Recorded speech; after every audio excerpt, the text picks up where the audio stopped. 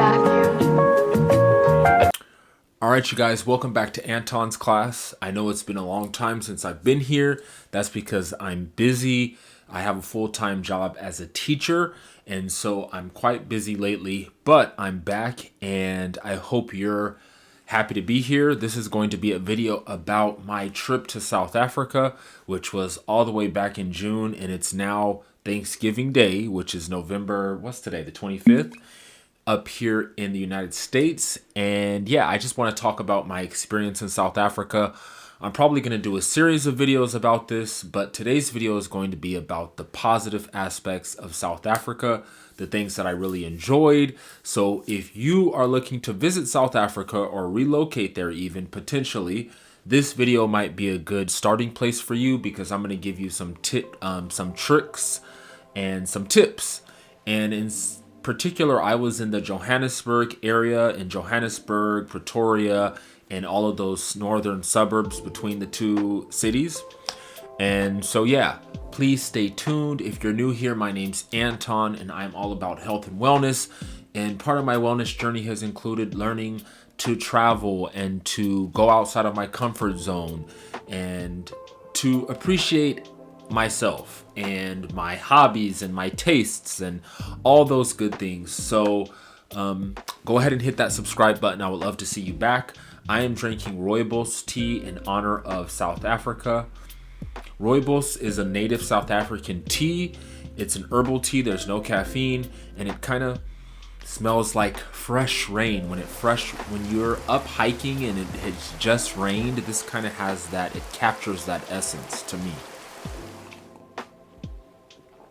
Yeah, and has earthy tones. I like to sweeten it with honey personally. Some people just like it plain, but for me it's a little bit too strong and bitter without sweetener.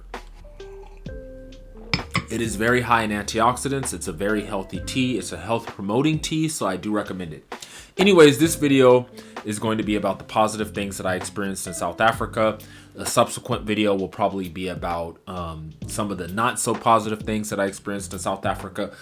But my trip to South Africa was overwhelmingly positive. So the first thing, when I touched down in Johannesburg, one thing that I noticed was that I fit in. People assumed that I was a local South African, and people would even speak to me in Zulu. All right. So I thought that was really awesome. It made me feel comfortable. It made me feel at home to be approached by other black folks and for them to speak to me in isiZulu.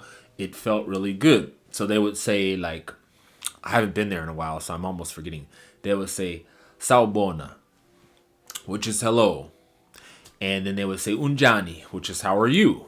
And you would say giyaphila, wena unjani, I'm fine. And what about you? How are you doing? I'm not from South Africa, so I might be translating it incorrectly, but something to that regard, all right? And, you know, it felt good. They would sometimes say other things in Zulu, too, like try to have a full conversation, and I'd be like, oh, I'm sorry, I don't understand. I'm not from here. So for me, that felt really good as a black person in America, going to an African country and people assuming that I was a local. That was not my experience in Rwanda, as I've talked about before. Love Rwanda, a very beautiful country, and I highly recommend you visit Kigali, Rwanda. However, when I was there, people instantly knew that I was not from there. They instantly knew that I was not a local. And so going to South Africa and having the experience of being treated like a local and people assuming that I was one of them felt really good. There's a great level of comfortability, especially, like I said, as a black person in America where I'm a minority perpetually. It feels good to be in a country and walk down the street and everyone assumes you're a local and will even speak to you in a local dialect like Zulu. All right. So that was awesome. And I really appreciated that. So I would say that's like towards the top of my list of things that I really appreciated about South Africa was the fact that they treated me like a local and they assumed that I was a local and they spoke to me in Zulu. So just so you're aware, though, everyone speaks English in South Africa. So I don't want you to watch this video and think, oh, my God, I have to learn Zulu. No, everyone in South Africa speaks English. I had no language barrier whatsoever. No one got upset when I didn't speak Zulu as well. You know, I just explained to them that I was from the U.S. and people will say, "Oh, brother, you're from the US. Wow, you're African American. That's awesome. Welcome home, brother." So that felt really good. I had a similar experience in Namibia. People would say, "Oh, welcome home." They assumed I was Namibian, but then when I would open my mouth and tell them I don't speak Afrikaans or anything like that, they were like, "Oh, welcome home, brother. You're African American. Welcome home, brother." So similar experience in South Africa, and something that I really appreciated. That makes me consider living in South Africa, okay? Which maybe I'll make another video talking about, all right? So, another fantastic thing. Let me take a sip. Another fantastic thing about South Africa that I loved was that all the different neighborhoods and suburbs had their own character. A lot of the newer suburbs here in the US have this cookie cutter, kind of boring aesthetic. They all look the same. They all have the same exact layout. It's very standard, and it doesn't have a lot of character. When I went to Melville, and I forgot what it's called. It's been a while. Was it Rosebank? And there's this other area up north. I'll show it on the map because I forget what it's called. They all had their own unique flavor, their own unique flair, and I really appreciated that driving through these different northern suburbs of Johannesburg.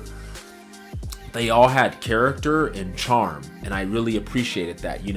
I like these quaint areas where you can walk around. Like Melville was a stupendous neighborhood that had this area called 47 boxes, 28 boxes, some number. And it's this area of recycled shipping containers that they've made into this eclectic, kind of artsy shopping district. All right. And I highly recommend, if you're in the Johannesburg area, that you check out the 27 boxes. And even outside of 27 boxes, there's this street, this two main streets in Melville that have all these bookstores and coffee shops and restaurants and secondhand shops and jewelry store, just all these eclectic mom and pop shops that are locally owned and have an interesting mix of products for you to purchase and browse and enjoy. It's just a nice vibe there in Melville. And like I said, a lot of the neighborhoods, Rosebank, they all have their own unique vibe. And that's something that I really appreciate about Johannesburg. All right. So like I said, if you're in Johannesburg, definitely check out these different neighborhoods. They all have something unique to offer. And so you won't get bored, and you'll have an interesting, unique experience. It's not quite like the suburbs here in Arizona. Maybe the suburbs back east are more eclectic, but at least here in Arizona, they're quite boring, to be honest. So, third thing that I really appreciated about Johannesburg area in South Africa, the train. It's spelled with a G, but I think they pronounce it Gau or something like that. The train, it's a very efficient, very effective means of transportation in the Johannesburg area. I got off and experienced every single stop on the train all the way up to Pretoria. So if you're staying in the Johannesburg area, you can take the train all the way up to Pretoria, and there are 2 stops in Pretoria, and you could explore both stops. I recommend the Hatfield exit if you do go to Pretoria. That's the last stop. It's like a college town. There's a lot to do. You can take a taxi from there, from the Gautrain exit up to the Union buildings. And there's this beautiful art museum, which I have footage of in this video right there. So, or if you're staying in Pretoria, you can take the Gautrain down, of course, to Johannesburg. So, yeah, it's very efficient. It's very quick. It's very fast. And when you're in the downtown Johannesburg area, the Gautrain goes underground. And when you're like going north, it's above ground. So you get these beautiful, incredible views of South Africa, of the Johannesburg neighborhood. And it's very safe. It is very safe. There's security. And while I was there was the mask mandate, and security is ensuring the safety of the area. So I know a lot of people visiting South Africa are concerned about safety. You won't have an issue. In my opinion, I had no issues whatsoever because, like I said, the security was on point. There are some exits you want to be careful of when you exit. That's only the one downtown Johannesburg. I forgot what that exit is called. I think it's called Park Station, if I remember correctly. And that's the only exit where I was told to kind of be careful. So I requested an Uber right outside of Park Station. We had to walk a little bit through this little seedy, rough part of town to get to the Uber, because the Ubers don't stop right near the Gautrain station in Park. I think it's called Parks Central, something like that. I'll put it up on the map. Because that's the closest exit to Melville. So, or you can exit in Rosebank, which is a very safe area, and then take a taxi or an Uber from Rosebank down to Melville. All right, which I'll probably show on the map as well. Another fantastic thing about the Johannesburg area to me was the climate, the weather. The weather, I went in the winter, so it was cool. And it's similar to the winters here in Arizona. It was a mild winter. It wasn't anything crazy. Of course, there was no snow. South Africa does occasionally get snow, all right? But we didn't get any snow in Johannesburg. A cold front did blow through, and I think it came from like the south, of course, like the Antarctic, as opposed to in the north, we get cold drafts from the Arctic. It came from the Antarctic and kind of blows up, and it brought snow to certain parts of South Africa. But I love the weather. If you love cold and you want to go during the winter, which is our summer in the north, all right? So if you're watching this from the United States, when it's summer up here, it's winter down there. I'm sure most of you guys know that, but I just want to make that clear because some people aren't aware. And yes, Africa does get cold, all right? It's not all hot all the time. South Africa does get quite cold because it's farther from the equator. Okay, and which makes it beautiful to me. I like the change of seasons. I like to be able to dress up in warm clothes. Right now I'm in Arizona and it's approaching winter up here. It's fall, it's autumn, but it is approaching winter. And that's how I like it. I love the cold. You could sit out in the sun. It wasn't so freezing cold to me, but the local South Africans said that they don't tolerate the cold that well. That's what a couple of people told me. And so a lot of people were bundled up and having a hard time in the freezing cold. But of course, cold is relative. All right. I haven't been there in the summer, in their summer, which is our winter. So I can't really tell you how hot it gets. I have heard that it gets quite warm, but I'm from Phoenix, Arizona, and so obviously I'm used to the heat. It probably does not get as hot in Johannesburg as it does here in Phoenix, Arizona, which is one of the hottest cities on earth. It is the hottest city in the United States. I know that much. Okay, it's a desert. Johannesburg is not a desert, okay? I know a lot of people think Africa's either all desert or all forest. That's not true. Johannesburg is not desert, nor is it like a dense jungle. I'm not sure, it's a grassland area traditionally. It's a city, it's a complete city, but I mean in the climate-wise, I believe it's like it's a very moderate climate, all right? And I think the elevation is not that low. It's quite high. I think it's similar to the elevation of Denver, Colorado. I believe, I'm not 100% certain, but I believe the elevation is similar to Denver, or if you're in Namibia, it's similar to Windhoek, or if you are in Frankfurt, Germany, I think it's a similar elevation.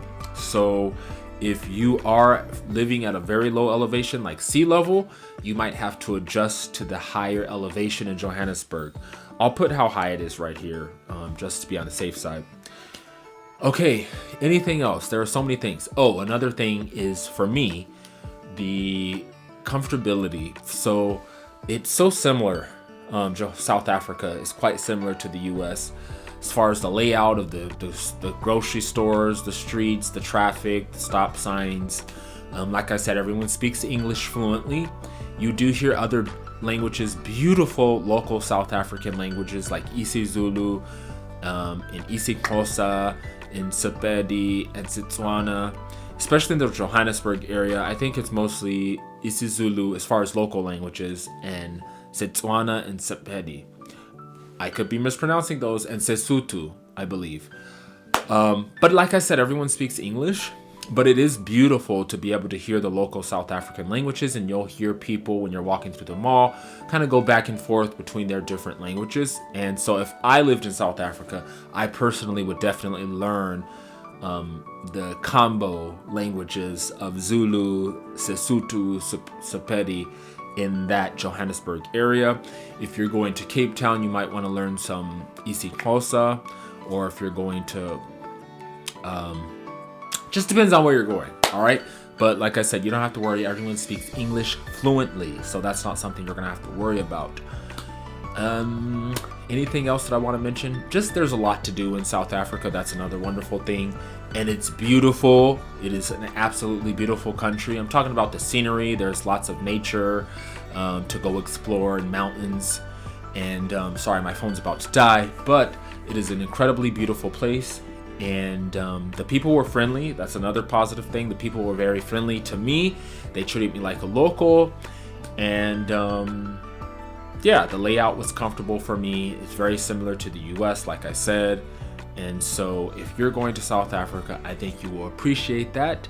So you guys, thank you for watching. Please stay tuned for the next video, which will be some of the not so great things that I experienced while in South Africa. There aren't many, but of course I do want to balance it out and give a balanced perspective. So if you're interested in that, please stay tuned and please subscribe to Anton's class. All right. If you want to see some of my other travels, of course, I have so many videos already uploaded. Go and check those out as well.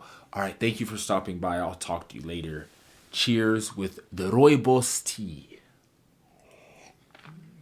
I forgot how to say goodbye in isiZulu. I don't remember. Hamba. I'm just kidding. Bye.